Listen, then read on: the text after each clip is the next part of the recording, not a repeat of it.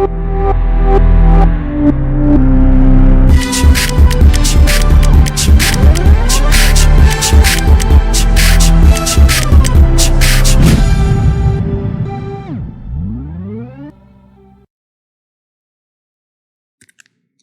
last group of gymnosperms are the gnetophytes.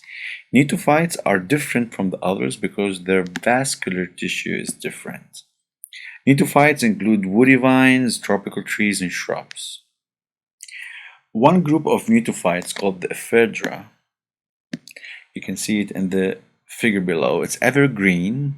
It's a desert shrub, so you can find it in deserts. It looks like a broom. Broom is the thing you clean the floor with. So it has a broom-like stems, and the leaves are hard to notice. That's why it's described that it has a conspicuous leaves. It's hard to find them.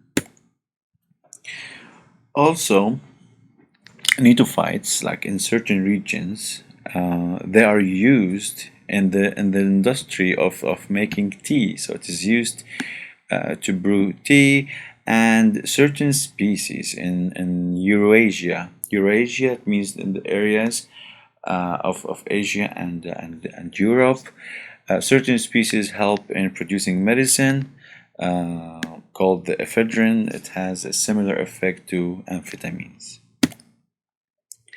Welwitschia is a group of gnetophytes.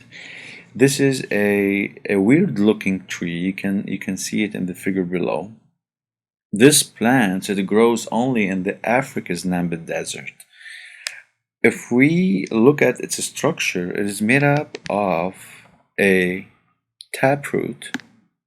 It grows deep into the soil. It is made up of a short stem, woody stem, and only two leaves, two long strap-like leaves. But these leaves, they start splitting into smaller ones. So they split lengthwise repeatedly, giving the plant a strange appearance. It really, it has a strange looking, it's a weird looking plant. You can see it in the figure.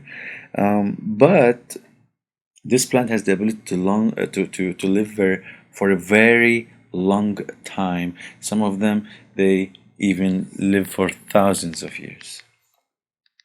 And that's it for the 21.5.